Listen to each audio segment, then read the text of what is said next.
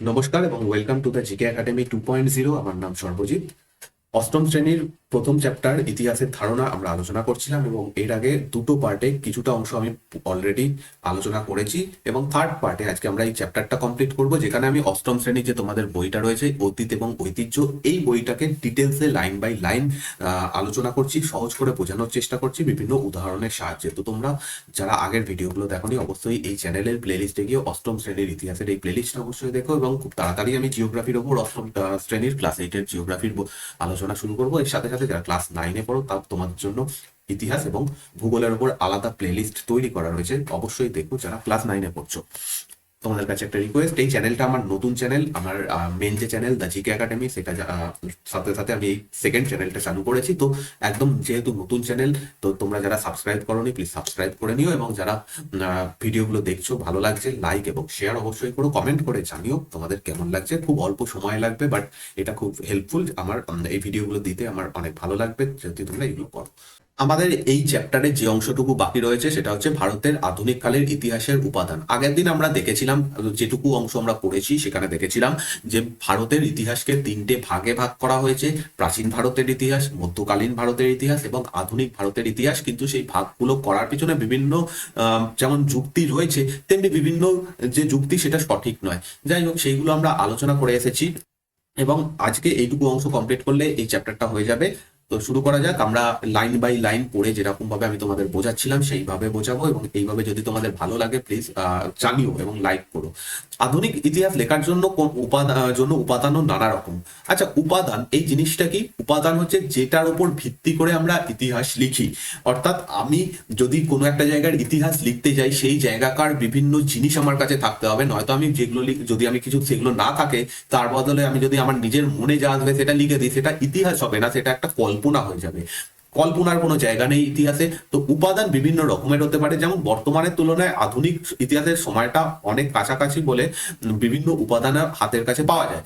গত 400-500 বছরের কাগজপত্র, বই, আঁকা ছবি ততটা নষ্ট হয়নি। আমি যেখানে এরকম ভাবে মার্ক করবো সেটা তোমরাও বইতে মার্ক করে নিতে পারো। এগুলো ইম্পর্টেন্ট, এখান থেকে পরীক্ষাতে কোশ্চেন আসবে। আমি কোশ্চেন অ্যান্সারের উপরেও ভিডিও বানাবো, সেখানে দেখতে পাবে। তো আধুনিক ইতিহাস, আমরা যেহেতু আধুনিক কালের ইতিহাস পড়তে চলেছি, সেখানে আমাদের ইতিহাসের উপাদান কি কি? যেহেতু আমাদের আধুনিক ইতিহাসটা কি খুব বেশি দিনের পুরনো নয়, খুব বেশি হলে 100, 200, 300 বছর, 500 বছরের পুরনোর কথা আমরা জানতে চলেছি। তো সেই সময়কার অনেক জিনিস আমাদের কাছে আছে, যেমন কাগজপত্র রয়েছে, ছবি আঁকা রয়েছে, বিভিন্ন বই রয়েছে। আমি যদি এখন রবীন্দ্রনাথের সময়কার ইতিহাস লিখতে চাই, আমার কাছে রবীন্দ্রনাথের লেখা প্রচুর লেখা রয়েছে, অনেক গল্প উপন্যাস রয়েছে, সেইগুলো পড়ে আমি বুঝতে পারবো সেই সময় সমাজ কেমন ভাবে চলতো, সেই সময় মানুষ কি ধরনের পোশাক আশাক পরতো, সেই সময় মানুষ কি কি জীবিকা নির্বাহ করতো, সেই সময় বিভিন্ন ছবি রয়েছে, সেগুলো থেকে বুঝতে পারবো। তো এইগুলো আমাদের কাছে রয়েছে। তাছাড়া নানা বৈজ্ঞানিক উপায়ে সেই সব উপাদানকে রক্ষণাবেক্ষণ করার ব্যবস্থা করা গেছে। আজকে এই সমস্ত জিনিসগুলো আমরা বিভিন্নভাবে রেখে দিতে পারছি। সব মিলিয়ে পৃথিবী জুড়েই আধুনিক সময়ের ইতিহাস লেখার উপাদানের বৈচিত্র্য অনেক বেশি। কোনো একটা বিষয়ের উপরে আধুনিক সময়ের যদি ইতিহাস লিখতে যাই, ফর এক্সাম্পল উদাহরণস্বরূপ যদি আমি নেতাজি সুভাষচন্দ্র বসু এবং তার যে অভিযান, তার যে স্বাধীনতা সংগ্রাম, সেটা সম্পর্কে লিখতে চাই ইতিহাস, আমার কাছে অনেক রকম জিনিস রয়েছে। নেতাজির লেখা চিঠি রয়েছে, সেই সময়কার যারা লেখক তাদের লেখা বর্ণনা রয়েছে, খবরের কাগজ রয়েছে, এছাড়াও অনেক রকম জিনিস রয়েছে, ছবি রয়েছে, তারপরে ভিডিও রয়েছে, অনেক কিছু রয়েছে, সেইগুলো থেকে আমি লিখতে পাবো। তো সেই জন্য আধুনিক ইতিহাস লেখার উপাদানের বৈচিত্র্য অনেক বেশি এবং সেখান থেকে তথ্য অনেক বেশি পাওয়া যায়। ভারত ইতিহাসও তার ব্যতিক্রম নয়। প্রশাসনিক কাগজপত্র, এইগুলো হচ্ছে ইতিহাসের উপাদান। প্রশাসনিক কাগজপত্র, বই, ডায়েরি, চিঠি থেকে শুরু করে জমি বিক্রির দলিল বা রোজগারের বাজারের ফর্দ, সবই ইতিহাসের উপাদান। মানে প্রশাসনিক কাগজপত্র বলতে কোনো সরকার কোনো নির্দেশ জারি করলো, ব্রিটিশ ইস্ট ইন্ডিয়া কোম্পানি কোনো নির্দেশ জারি করলো, নতুন কোনো আইন পাশ হলো, সেই সমস্ত যেমন কাগজপত্র, বই, কারোর লেখা ডায়েরি, চিঠিপত্র থেকে শুরু করে জমি বিক্রির দলিল, সমস্ত কিছু থেকে আমরা ইতিহাস উপাদান পেতে পারি। যেমন বাজারের ফর্দ, সেরকম থেকেও আমরা পেতে পারি যে সেই সময় জিনিসের দাম কত ছিল, কি কি জিনিস পাওয়া যেত, কোন কোন জিনিস মানুষ বেশি ব্যবহার করতো, এই সমস্ত কিছু পেতে পারি। আবার ছবি, মানচিত্র, পোস্টার, বিজ্ঞাপন, সংবাদপত্র, কত রকমের জিনিস ব্যবহার করে, কত রকম রকমের জিনিস ব্যবহার করা হয় ইতিহাস লেখার কাজে। এইগুলো সব ব্যবহার করা হচ্ছে আধুনিক সময়ের ইতিহাস লেখার জন্য। তবে বিভিন্ন উপাদানের বিভিন্নভাবে ব্যবহার করতে হয়। ধরা যাক কারো আত্মজীবনী থেকে তার সময়ের ইতিহাসের উপাদান পাওয়া যাচ্ছে, কিন্তু সোজাসুজি সেই আত্মজীবনী ব্যবহার করা যাবে না, কারণ যিনি আত্মজীবনী লিখছেন তিনি তার নিজস্ব দৃষ্টিভঙ্গি ও বিচারধারা থেকেই সবকিছু ব্যাখ্যা করেছেন। ঐতিহাসিক যদি সেই ব্যাখ্যা পুরোপুরি মেনে নেন বিচার না করেই, তাহলে একপেশে হয়ে যায় বক্তব্য, কখনো বা ভুল সিদ্ধান্তেও পৌঁছে যেতে পারেন ঐতিহাসিক। ওকে, এটার মানেটা কি? এখানে বলা হচ্ছে ধরো আমি কারুর একটা কোনো সময়ের ইতিহাস লিখছি, বা সেই সময়ের কারুর একটা লেখা আত্মজীবনী থেকে, রবীন্দ্রনাথ ঠাকুরের ইতিহাস লিখতে যাচ্ছি তার আত্মজীবনী থেকে, বা রবীন্দ্রনাথ ঠাকুরের সময়কার ইতিহাস লিখতে যাচ্ছি তার লেখা কোনো জীবনী থেকে। তাহলে প্রবলেমটা কি হবে? তিনি যেটা দেখে মনে করছেন সেটাই মনে হবে সঠিক, সেটা নাও হতে পারে। তা অন্য আরেকজন লেখকের কাছে সেটা হয়তো সঠিক নয়, এরকম হতে পারে। তো সেটা আমাদের কিভাবে সিদ্ধান্ত নিতে হবে? বা ঐতিহাসিক যারা বই লিখছেন বা ইতিহাস নিয়ে গবেষণা করছেন, তারা বিভিন্ন সোর্স থেকে, বিভিন্ন উপাদান থেকে ইতিহাসের উপাদান খুঁজে পান। একটা জিনিস নয়, যদি একটা জিনিস থেকে তিনি দেখলেন যে এই সমস্ত জিনিসগুলো লেখা আছে, তিনি সেটা মিলিয়ে দেখবেন আরেকটা উপাদান থেকে, আরেকটা উপাদান থেকে, এইভাবে মিলিয়ে ফাইনালি একটা ইতিহাস লেখা হয়। যেমন এখানে একটা উদাহরণ দেওয়া হয়েছে, উইলিয়াম ওয়েডারবার্ন তার লেখা অ্যালান অক্টোভিয়ান হিউমের জীবনীতে ভারতীয় কংগ্রেসের প্রতিষ্ঠার কৃতিত্ব হিউমকে দিয়েছেন। এই লাইনটা থেকে আমরা একটা পয়েন্ট পাচ্ছি কি, যে ভারতের জাতীয় কংগ্রেস সেটা প্রতিষ্ঠা করেন কে বলে মনে করা হয়? অ্যালান অক্টোভিয়ান হিউম এই ব্যক্তি, ঠিক আছে। অথচ পরে দেখা গেছে যতটা কৃতিত্ব হিউমকে দেওয়া হয়, আদেও ততটা কৃতিত্বের দাবিদার হিউম নন। হ্যাঁ, হিউম খুব গুরুত্বপূর্ণ ভূমিকা পালন করেছিলেন। এই হিউম কে ছিলেন? Alan Octavian Hume. এর সম্পর্কে আমরা এই পুরো ক্লাসে পরে বলা হবে। যাই হোক, অ্যালান অক্টোভিয়ান হিউম কি করেছিলেন? কংগ্রেসকে প্রতিষ্ঠা করতে একটা বড় ভূমিকা পালন করেছিলেন, কিন্তু তিনি একা সমস্ত কাজ করেননি। তো কিন্তু উইলিয়াম ওয়েডারবার্নের জীবনী পড়লে সেটাই মানে তার লেখা বই পড়লে এটাই মনে হবে। ঐতিহাসিকরা যদি শুধু ওয়েডারবার্নের কথাই মেনে নিতেন, তাহলে এই নতুন বিশ্লেষণ পাওয়া যেত না। অর্থাৎ সমস্ত উপাদানকেই প্রশ্ন করে খুঁটিয়ে ভেঙে চুরে দেখতে হয় ঐতিহাসিককে। একজন ঐতিহাসিক তিনি বিভিন্ন উপাদান থেকে, যেরকম বললাম, দেখে তারপরে ইতিহাস লিখবেন। ভারত ইতিহাসের আধুনিক পর্বের বিষয়ে জানার অন্যতম উপাদান হচ্ছে ফটোগ্রাফ, ঠিক আছে। ফটোগ্রাফের মাধ্যমে, যেমন ধরো এখানে একটা ছবি রয়েছে, কি বলছে? আজাদিন ফৌজের সম্মানে জাপান কর্তৃক প্রবর্তিত ডাক টিকিট। আধুনিক সময়ের ইতিহাস লেখার অন্যতম উপাদান হলো ডাক টিকিট। যেমন ডাক টিকিট, তেমনি এরকম অনেক ছবি পাওয়া গেছে, সেখান থেকেও অনেক ইতিহাস পাওয়া যায়। এইরকম, অর্থাৎ ক্যামেরায় তোলা ছবি, ক্যামেরায় তোলা ছবিতে কি হয়? এইরকম ছবির অনেক সংগ্রহ থেকে সামাজিক, অর্থনৈতিক, রাজনৈতিক ইতিহাসের অনেক কিছু জানা যায়। সেই সময় সমাজ কেমন ছিল, কেমন অর্থনৈতিক অবস্থা ছিল, কিরকম শাসন কিভাবে হতো, অনেক কিছু আমরা ছবির মাধ্যমে জানতে পারি। তবে ফটোগ্রাফ গুলিও পুরোপুরি নৈবত্তিক নয়। মানে আত্মজীবনী বা জীবনীর ক্ষেত্রে লেখক নিজের ইচ্ছে মতো লিখতে পারেন, তেমনি ছবি যিনি তুলছেন তার দেখার উপরে ক্যামেরার দেখা নির্ভর করে। ফলে একই বিষয়ে দুজনের তোলা দুটি ছবির দুরকম অর্থ হতে পারে। তো সেই ক্ষেত্রেও মানে আমরা এক কথা এখানে যেটা বলা হচ্ছে, যে ইতিহাস যখন লেখা হবে তখন অবশ্যই বিভিন্ন উপাদান থেকে দেখে তারপর লিখতে হবে। কোনো একটা উপাদান থেকে আমরা ইতিহাস লিখতে পারি না। যেমন এখানে একটা ছবি দেওয়া হয়েছে, কি বলছে নিচে? ছবিটা 1938 খ্রিস্টাব্দের হরিপুরা কংগ্রেসের অধিবেশনের সময় তোলা। তাহলে 1938-এ একটা অধিবেশন হয়েছিল। এই সমস্ত জিনিসগুলো কি আমরা আস্তে আস্তে জানবো, যে কংগ্রেসের অধিবেশন কি, কোন অধিবেশনে কি হয়েছিল, এগুলো তোমাদের চ্যাপ্টারে রয়েছে। তো এই হরিপুরা অধিবেশনে একটা ছবিতে দেখা যাচ্ছে কি, সুভাষ এবং গান্ধী হাস্য মুখর আলাপে ব্যস্ত, অথচ এই সময় নানা প্রসঙ্গে দুজনের মধ্যে মতবিরোধ ছিল। এমনকি পরের বছর সুভাষচন্দ্র কংগ্রেসের সভাপতির পদ ত্যাগ করেছিলেন, অথচ এই ছবি থেকে এই সময় দুজনের সম্পর্কের সংঘাত বোঝা যায় না। ফলে ফটোগ্রাফের পিছনে ইতিহাস জানা না থাকলে ফটোগ্রাফ নিজে সবসময় সঠিক মনোভাব প্রতিফলিত করে না।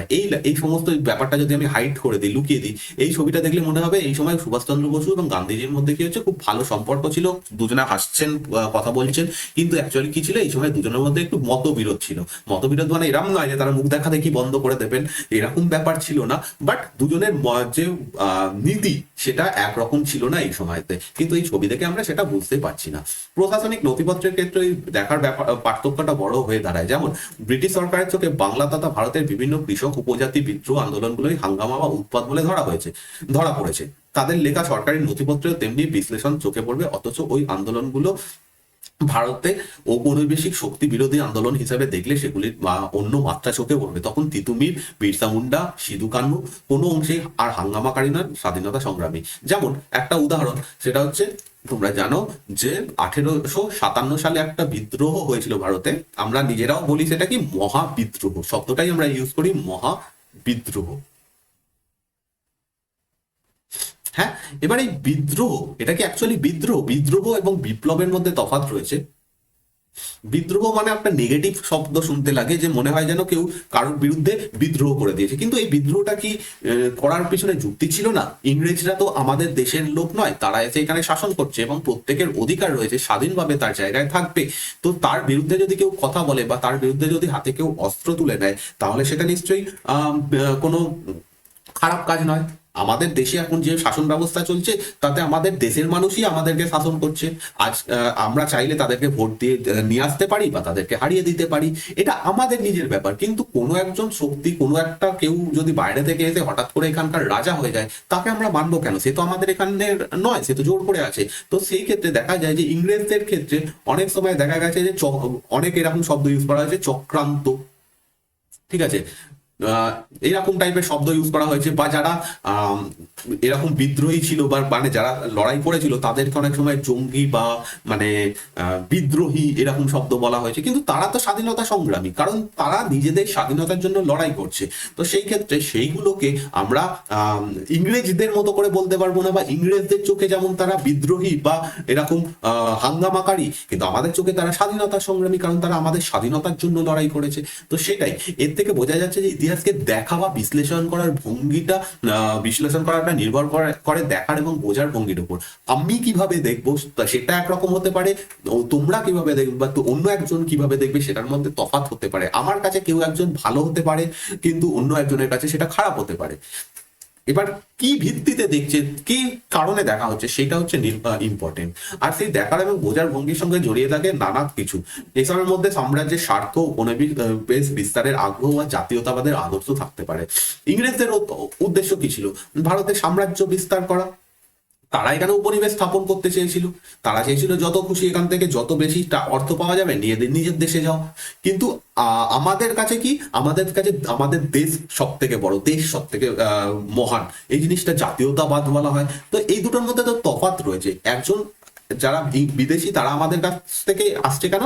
দেশকে ভালোবেসে নয়, তারা আসছে এখান থেকে বিভিন্ন সম্পদ নিয়ে যাওয়ার জন্য। কিন্তু আমরা কি করছি? আমাদের কাছে দেশের একটা আলাদা মর্যাদা রয়েছে, সেই দুটোর মধ্যে নিশ্চয়ই তফাৎ থাকবে। তাহলে বোঝা দরকার সাম্রাজ্যবাদ, উপনিবেশবাদ এবং জাতীয়তাবাদ, এই তিনটে জিনিস কি সেই সম্পর্কে এবার বলা হবে। সাম্রাজ্যবাদ, উপনিবেশবাদ এবং জাতীয়তাবাদ। ওকে, এখানে সেম কপি হয়ে গেছে, এইখান থেকে আবার হবে। সাম্রাজ্যবাদ একটা প্রক্রিয়া, এখান থেকে ইম্পর্টেন্ট, এটা তোমাদের নোট করতে হবে। সাম্রাজ্যবাদ একটা প্রক্রিয়া, এই প্রক্রিয়ার মধ্যে দিয়ে একটা শক্তিমান দেশ অথবা রাষ্ট্র আরেকটি তুলনায় দুর্বল দেশ অথবা রাষ্ট্রের উপর প্রভুত্ব কায়েম করে, তাকে নিজের দখলে আনে। ঠিক আছে, দুর্বল দেশটি অথবা রাষ্ট্রের জনগণ, সম্পদ সবকিছুই শক্তিমান দেশ অথবা রাষ্ট্রটি নিজের প্রয়োজন মতো পরিচালনা করে। এর ফলে শক্তিমান যখন তার অধীনে দুর্বল ইতিহাস খুঁজতে যায়, তখন জেমস মিলের, আচ্ছা এটাতে পড়ে আসছি, মতো পরিস্থিতি হয়। তো সাম্রাজ্যবাদ কি কাকে বলে? সাম্রাজ্যবাদ হচ্ছে একটা প্রক্রিয়া। এই প্রক্রিয়াটা এমন, এটা কি জিনিস? এটা হচ্ছে একটা শক্তিশালী দেশ আর একটা দুর্বল দেশকে দখল করবে। সাম্রাজ্যবাদ মানে ধরো আমাদের দেশের উপর শাসন কারা করতো? ইংল্যান্ড। ঠিক আছে, ইংল্যান্ড কি করছে? এসে ভারতকে দখল করছে। ভারতকে কেন দখল করছে? ভারতের ভালো করার জন্য দখল করছে না। ভারতকে তারা কেন দখল করেছিল? তার কারণ এখান থেকে যে সম্পদ রয়েছে সমস্ত কিছু নিয়ে সে চলে যেতে চেয়েছিল কোথায়? ইংল্যান্ডে, নিজেদের দেশে। এই দেশের মানুষের ওপর কি করতে চেয়েছে? প্রভুত্ব কায়েম করার চেষ্টা করতে চেয়েছে, অর্থাৎ তার উপরে শাসক হিসেবে অত্যাচার করার চেষ্টা করতে চেয়েছে, তাকে জোর করে সমস্ত কিছু করিয়ে নেওয়ার চেষ্টা করতে চেয়েছে। এই জিনিসটাকে বলা হয় সাম্রাজ্যবাদ। তো ইংল্যান্ডের এটা হচ্ছে সাম্রাজ্যবাদী নীতি।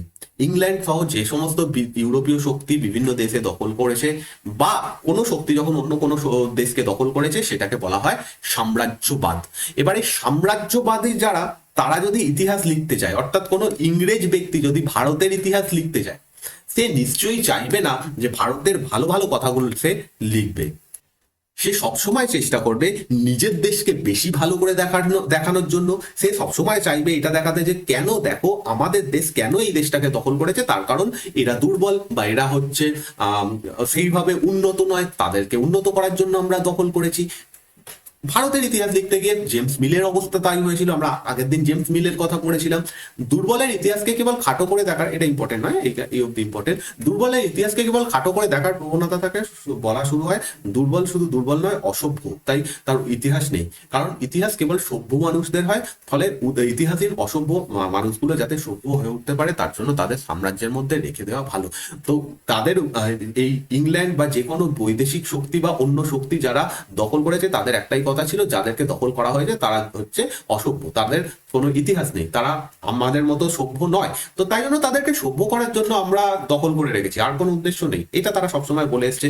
আর যে দেশটাকে দখল করেছে তারা তো তারা তুলনায় সেই সময় দুর্বল ছিল, তারা হয়তো সেইভাবে জানতো না তাদের ইতিহাস কি, তো সেই জন্য তারা সেটা মেনেও নিয়েছে।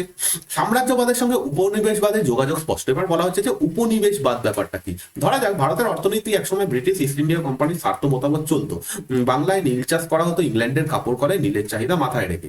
তাতে করে বাংলার ধান পাট প্রভৃতি চাষ নষ্ট হতো, বাংলায় অনাহার দুর্ভিক্ষ দেখা দিত। এই যে একটি অঞ্চলের জনগণ সম্পদকে অন্য একটি অঞ্চলের স্বার্থে ব্যবহার করা, এটাই উপনিবেশ বা উপনিবেশের মূল কথা। ব্রিটেনের উপনিবেশ হিসাবে ভারতের কৃষিজ ফসল ব্রিটেনের স্বার্থে উৎপাদন করতে হবে। এবার উপনিবেশ ব্যাপারটা কি, আবার আমাদের আগের উদাহরণ যেখানে ইংল্যান্ড কি করছে, ভারতকে দখল করে রেখেছে। এরকম ইংল্যান্ড বিভিন্ন দেশ দখল করে রেখেছিল, যেমন ধরা যাক দক্ষিণ পূর্ব এশিয়ার যে দেশগুলো রয়েছে, থাইল্যান্ড, ইন্দোনেশিয়া, এইগুলোকেও দখল করে রেখেছিল। তো এই সমস্ত যে দেশগুলো যাদেরকে ইংল্যান্ড দখল করে রেখেছিল সেইগুলোকে একসাথে বলে উপনিবেশ। এইগুলো ছিল কি, ইংল্যান্ডের উপনিবেশ। তারা উপনিবেশ কেন করে রেখেছিল, কারণ এইখানে যে জিনিসগুলো সম্পদগুলো পাওয়া যেত সেগুলো তারা নিজেদের কাজে ব্যবহার করা হতো। যেমন ইংল্যান্ডে শিল্প বিপ্লবের ফলে কি হয়েছিল, ইংল্যান্ডের বস্ত্র বয়ন শিল্প তার ব্যাপক উন্নতি হয়েছিল। এবার বস্ত্র বয়ন শিল্পের উন্নতির জন্য দরকার ছিল প্রচুর, মানে যেহেতু কাপড় তৈরি করার জন্য রঙের প্রয়োজন ছিল, সেই জন্য দরকার ছিল হচ্ছে নীলের। তো এই নীল ভারতে ভালো চাষ হতো, সেই জন্য ভারতের চাষিদেরকে ধান পাট ইত্যাদি চাষ করতে দেওয়া হতো না, জোর করে নীল চাষ করতে হতো। এর ফলে তাদের তো ক্ষতি হতো, অবভিয়াসলি ক্ষতি হতো, কারণ ধান পাট চাষ করে যতটা লাভ তারা করতে পারতো, নীল চাষ করে ততটা লাভ করতে পারতো না। তো এই নীলের চাহিদাটা কেন, কারণ ইংল্যান্ডের প্রয়োজন বলে। এবার ইংল্যান্ড তার প্রয়োজন কোথা থেকে মেটাচ্ছে, তার যে সমস্ত উপনিবেশগুলো রয়েছে তার থেকে মেটাচ্ছে। তো উপনিবেশ হচ্ছে একটা শক্তিশালী দেশের বিজিত যে অঞ্চলগুলো, তাকে সেই জায়গাগুলোকে বলা হয় উপনিবেশ। ভারত ছিল ইংল্যান্ডের একটা উপনিবেশ। হলো, তার আগে একটু এই ছবিটাতে কি বলেছে দেখে নেওয়া যাক। এখানে একটা ছবি ছিল, নিচের ফটোগ্রাফটি মুম্বাইয়ের একটি ব্রাহ্মণ পরিবারের ছবিতে ব্যক্তিদের পুরুষ ও নারী পোশাক, দাঁড়ানোর বসার ভঙ্গি ইত্যাদি থেকে তাদের ছবি তোলা হচ্ছে। তাদের মনোভাব, সামাজিক সংস্কৃতির অবস্থান ইত্যাদি বোঝা যায়। অতএব সামাজিক সংস্কৃতি ইতিহাস চর্চার ক্ষেত্রে ফটোগ্রাফের গুরুত্ব অপরিসীম। এই সময়ের মানুষ কিরকম পোশাক পরতো, মহিলারা কেমন পরতো, পুরুষরা কেমন পরতো, পাগড়ি বাঁধা ইত্যাদি, ছেলেরা কেমন, মেয়েরা কেমন, এইগুলো আমরা কোত্থেকে জানতে পারছি, ছবি দেখে জানতে পারছি। তো ফটোগ্রাফ একটা ইতিহাসের উপাদান। এবার কি বলা হচ্ছে, সাম্রাজ্যবাদী ভাবধারার বিরুদ্ধে ভারতের জনগণ, শিক্ষিত জনগণ ধীরে ধীরে নিজেদের মধ্যেও জোট বাঁধলেন। ইংরেজি শিক্ষা, সরকারি চাকরি পেলেও দেশের সমাজে শিক্ষিত জনগণ নিজেদের মতো করে নিজেদের দাবিগুলো নিয়ে কথা বলা শুরু করলেন। সেই চর্চা থেকে ইতিহাসও বাদ পড়ল না। মিলের ইতিহাসের যুক্তিকে ব্রিটিশ সাম্রাজ্যবাদী বিশ্লেষণের বিপক্ষে ব্যবহার করা শুরু হলো। খোঁজা হলো প্রাচীন ভারতের ইতিহাস, মধ্যযুগের ইতিহাস। দেখা গেল যে যেভাবে ব্রিটিশরা বলে ভারতের ইতিহাস নেই, তা ঠিক নয়। ইতিহাস আছে, শুধু বিভিন্ন উপাদান থেকে তাকে চেহারা দিতে হবে। সেই যে বঙ্কিম বলেছেন, আমি তুমি সবাই ইতিহাস লিখবো, সেই কাজটা শুরু হলো। তো এবার কি হচ্ছে, ইংরেজরা কি বললো, প্রথমে এসে ইংরেজরা বললো যে আমাদের দেশের মানুষ অসভ্য, ভারতের মানুষ অসভ্য এবং তাদের কোনো শিক্ষা দীক্ষা নেই, তাদের কোনো ইতিহাস নেই। এবার ভারতে কিছু তো শিক্ষিত মানুষ ধীরে ধীরে আধুনিক শিক্ষায় শিক্ষিত হতে লাগলো, তারা ইতিহাস চর্চা করতে শুরু করলো। তারা দেখলো, বিভিন্ন নথিপত্র খুঁজে দেখলো যে ইংরেজরা যেটা বলছে সেটা আদবেও সত্যি নয়। ভারতে প্রচুর অনেক অনেক আগে থেকে ভালো ভালো সভ্যতা গড়ে উঠেছে, প্রচুর সাম্রাজ্য গড়ে উঠেছে। এমনকি ইংল্যান্ড দেশটা যখন তৈরি হয়নি বা ইংরেজরা যখনও পর্যন্ত হয়তো পোশাক পরতে শেখেনি, সেই সময়তে ভারতের সিন্ধু সভ্যতার মতো একটা সভ্যতা গড়ে উঠেছে। ইংল্যান্ডের মানুষ হয়তো যখন লেখাপড়া কাকে বলে বা লিখতে পড়তে জানতো না, সেই সময় হয়তো ভারতে আর্যরা বেদ লিখছে, এখানে বিজ্ঞানের চর্চা হচ্ছে, শূন্য আবিষ্কার হচ্ছে। ইংল্যান্ডে যখন হয়তো সামন্ততন্ত্র চলছে, বা বলা যেতে পারে যে সময় হয়তো সেইখানে খুব বড় কোনো সাম্রাজ্য গড়ে ওঠেনি, সেইখানে ভারতে অশোক, চন্দ্রগুপ্ত মৌর্য, ইভেন মধ্যকালীন ভারতে আকবরের মতো শাসকরা ছিল। তো এই জিনিসগুলো তো মিথ্যে কথা বলা হয়েছে আমাদেরকে। তো এটা কোত্থেকে জানা যাচ্ছে? ভারতের মানুষ এবার ইতিহাস দেখতে শুরু করলো, তারা ইতিহাস নিয়ে চর্চা করতে শুরু করলো, এবং যে কজন শিক্ষিত মানুষ এইগুলো সম্পর্কে জানলো, তারা কি করছে, তারা এতে আরো 10 জন মানুষকে, আরো 100 জন মানুষকে বোঝাতে শুরু করলো। তো তখন ধীরে ধীরে মানুষের মধ্যে একটা এই ভাবনা এলো যে ইংল্যান্ড যেটা এতদিন অব্দি বলেছে সেটা সম্পূর্ণ মিথ্যে কথা, বরঞ্চ তাদের থেকে আমাদের ইতিহাস অনেক বেশি ভালো। তো এই জিনিসটা যখন হয়, তখন সাধারণ মানুষ তাদের মধ্যে দেশের প্রতি, নিজের দেশের প্রতি একটা মানে গর্ব চলে আসে। এটা আসছে কোথা থেকে? ইতিহাস চর্চা থেকে আসছে। এই জিনিসটাকেই বলা হয় জাতীয়তাবাদ।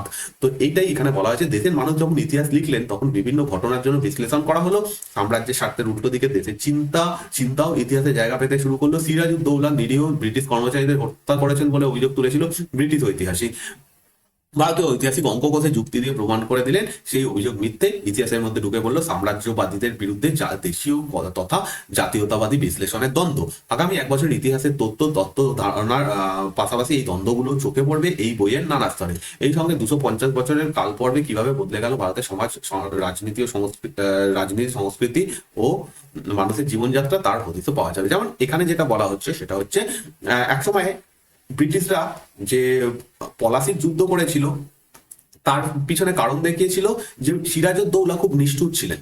তিনি একটা ছোট্ট ঘরের মধ্যে প্রচুর ইংরেজ অফিসারকে বন্দি করে দিয়েছিলেন, তার ফলে প্রচুর মানুষ মারা যায়। এরকম মানুষকে রাজা থাকতে দেওয়া যাবে না, তাকে সরিয়ে দিতে হবে, এই সমস্ত বলে।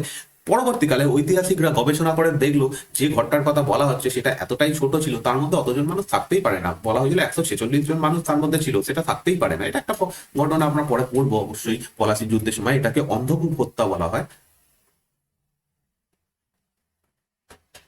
তো যাই হোক, এইভাবে ধীরে ধীরে জাতীয়তাবাদ বিস্তার লাভ করে। এখানে কি বলা আছে, নিচের ফটোগ্রাফটি বোম্বাই, এটা তো পড়ে নিলাম অলরেডি। আচ্ছা, তারপরে আস্তে আস্তে দেখা যাবে ইতিহাস যেন দূরে থাকছে না, ঢুকে পড়ছে, ছুঁয়ে যাচ্ছে বর্তমানকেও। পরিবারের একটু বয়স্ক অনেক সদস্যই সেই ইতিহাসের মধ্যে নিজেদের খুঁজে পাবেন, তাদের অভিজ্ঞতাই চালিয়ে যাবে বর্তমানে। প্রশ্নটা আরো তারপরেও থেকে যায়, কেন এত পড়বো এত ইতিহাস? প্রথম যেটা কোশ্চেন দিয়ে আমরা এই চ্যাপ্টারটা শুরু করেছিলাম, যে ইতিহাস কেন আমরা পড়বো, কেন জানবো পুরোনো দিনের কথা। একটা গল্প বলা যাক। একদিন একটা রেল স্টেশনে 2 জন ব্যক্তির দেখা হলো। হঠাৎই ট্রেন দেরি করেছিল আসতে, তাই কথা বলছিল। তারা কথা বলতে বলতে একসময় জানা গেল তারা দুজনেই একই পরিবারের মানুষ, তাদের মধ্যে পারস্পরিক সম্পর্ক আছে, কিন্তু অনেকদিন আগে দুটো পরিবার আলাদা হয়ে গিয়েছিল, তার কোনো যোগাযোগ ছিল না পরিবার দুটোর মধ্যে। আর তাই তারা একে অন্যকে আপনজন বলে চিনতে পারেননি। গল্পটা বাস্তবে করে নেওয়া হয়।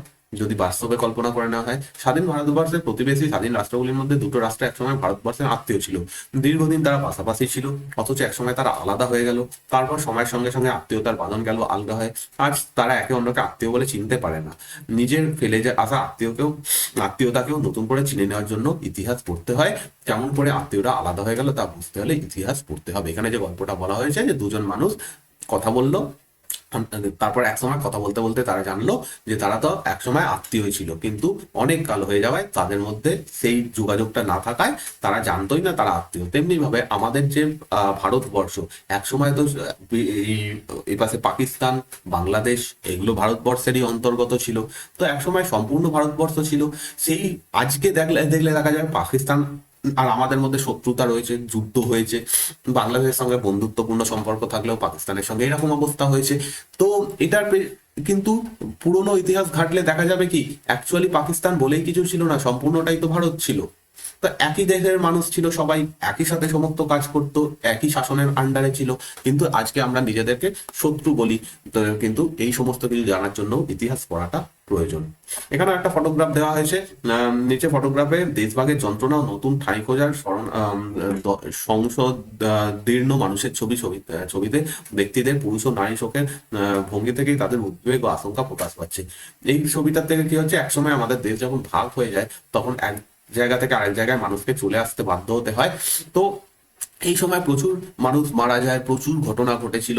তো সেই সময়কার ছবি আমরা এখানে দেখতে পাচ্ছি। তো এই ছিল পুরো আজকের পুরো টপ চ্যাপ্টার, এটা কমপ্লিট হয়ে গেল। নেক্সট চ্যাপ্টার আমরা পরের ভিডিওতে শুরু করব। যদি পিডিএফটা পেতে চাও টেলিগ্রাম চ্যানেলে জয়েন করে যাও, নিচে ডিসক্রিপশনে লিঙ্ক দেওয়া রয়েছে, সেখান থেকে পেয়ে যাবে, বা টেলিগ্রামে কাজ করো দ্য জিকে একাডেমি। এছাড়া ফেসবুক এবং ইনস্টাগ্রামে আমাকে ফলো করতে পারো। দেখা হচ্ছে নেক্সট ক্লাসে। Thank you.